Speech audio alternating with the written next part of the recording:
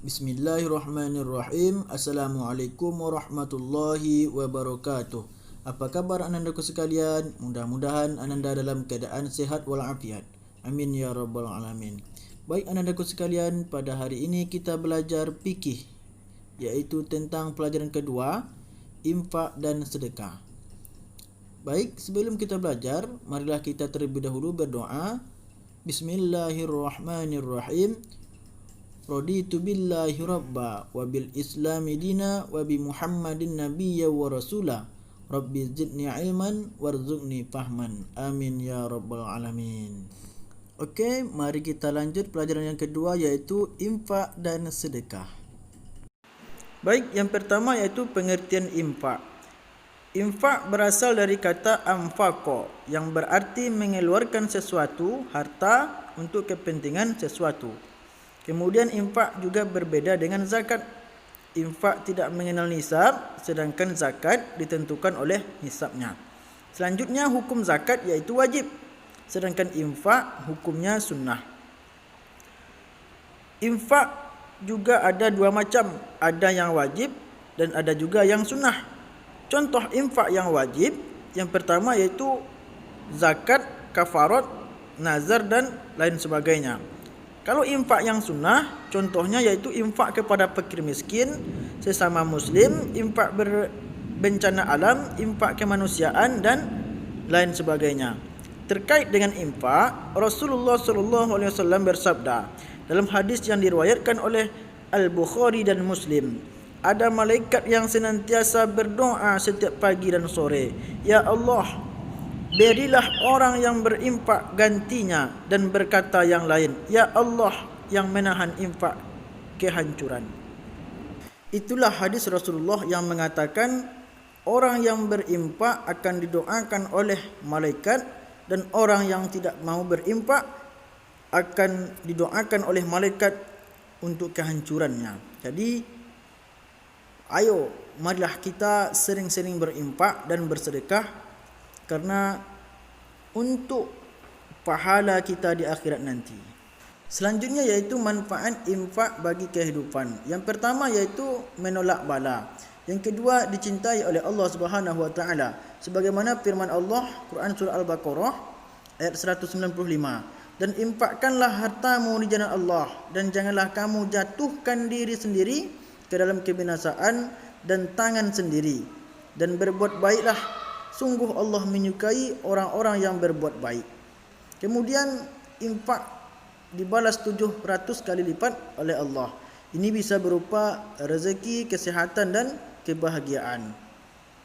Yang ketiga, yang keempat yaitu dibalas pahala di akhirat. Dan yang kelima yaitu kebaikan infak akan berbalik kepada diri sendiri. Jadi masih banyak lagi manfaat infak bagi kehidupan. Nanti bisa dibaca di bukunya. Selanjutnya yaitu tentang hukum infak. Syariat Islam telah memberikan panduan kepada kita, yaitu tentang berinfak ataupun membelanjakan harta. Dalam firman Allah dan dalam hadis Rasulullah pun banyak dijelaskan tentang infak dan membelanjakan harta kita di jalan Allah Subhanahu wa taala. Dalam membelanjakan harta, hendaklah yang dibelanjakan adalah harta yang baik, bukan harta yang buruk, khususnya dalam menunaikan infak. Berbicara tentang hukum infak, tadi sudah dijelaskan bahwasanya hukum infak itu adalah sunnah. Di sini juga ada infak yang dilarang ataupun israf dan tabzir, yaitu infak dalam kemaksiatan atau infak yang haram. Infak yang diperintahkan adalah infak yang qawam, yaitu infak pada tempatnya. Infak yang sesuai dengan ketentuan syariat dalam rangka ketaatan kepada Allah Subhanahu wa taala. Kemudian infak yang disunahkan yaitu dalam rangka hubungan kekerabatan, membantu teman, memberi makan orang yang lapar. Itu termasuk dengan infak yang sunnah. Kalau yang haram tadi, misalnya kita menginfakkan untuk dalam rangka kemaksiatan, misalnya membangun tempat yang tidak baik, misalnya tempat minuman keras, tempat karaokean, berarti kita tidak boleh menginfakkan harta kita untuk yang maksiat, karena sudah jelas infak untuk maksiat itu adalah haram. Selanjutnya yang kedua yaitu pengertian sedekah.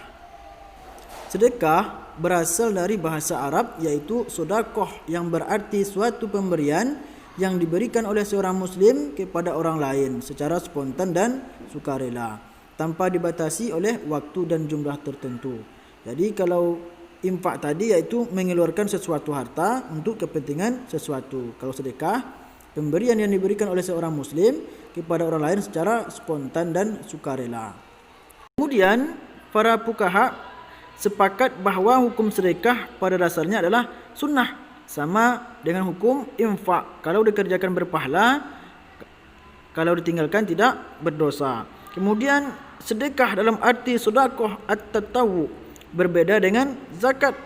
Sedekah lebih utama jika diberikan secara diam-diam dibandingkan diberikan secara terang-terangan, dalam arti diberitahukan atau diberitakan kepada umum. Jadi kalau kita bersedekah, lebih baik kita bersedekah secara diam-diam. Jangan sampai kita membocorkan kepada orang lain. Kalau kita bilang kepada orang lain, maka sedekah kita tidak ada pahalanya. Selanjutnya yaitu macam-macam sedekah. Macam-macam sedekah yang pertama yaitu sedekah harta, seperti santunan kepada pengemis dan membantu korban bencana alam. Yang kedua, sedekah sikap, seperti tersenyum, menyambut tamu dengan baik dan menyingkirkan duri di jalan. Yang ketiga, sedekah berupa lisan, seperti berbicara sopan, mengucapkan salam dan mengucapkan kalimat thayyibah. Yang keempat, sedekah fikiran, sedekah tenaga, sedekah ilmu dan sedekah perbuatan. Sedekah perbuatan juga banyak contohnya, seperti yang pertama zikir dan solat duha. Seperti hadis Rasulullah, setiap pagi pada ruas tulang kalian terdapat sedekah. Setiap ucapan tasbih subhanallah adalah sedekah. Setiap ucapan tahmid alhamdulillah adalah sedekah. Setiap ucapan tahlil la ilaha illallah adalah sedekah. Setiap ucapan takbir Allahu akbar adalah sedekah. Mencegah perkara yang mungkar adalah sedekah. Dan 2 rakaat yang dikerjakan seseorang dalam solat duha telah mencakup semuanya. Hadis riwayat Muslim. Yang kedua yaitu meringankan beban orang lain, membuang kotoran dan duri dari jalan, menangguhkan utang, banyak tersenyum, tidak berbuat jahat kepada orang lain, berkata baik, dan itu semua adalah termasuk sedekah perbuatan yang baik. Okey, selanjutnya yaitu hukum sedekah.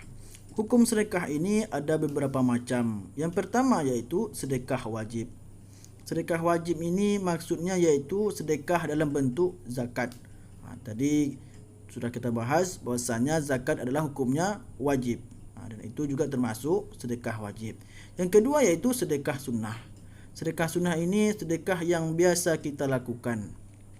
Seperti misalnya memberi fakir miskin, menolong orang lain, itu juga termasuk sedekah sunnah. Yang ketiga, sedekah sunnah muakkad, yaitu sedekah dalam bentuk wakaf dan amal jariah. Jadi kalau misalnya kita berwakaf, itulah termasuk sunnah, sedekah sunnah muakkad. Dan yang keempat yaitu sedekah mubah ataupun boleh, yaitu berupa hadiah dan hibah. Itulah hukum sedekah. Baik, itulah pelajaran kita pada hari ini tentang infak dan sedekah. Lebih dan kurangnya mohon maaf. Wassalamualaikum warahmatullahi wabarakatuh.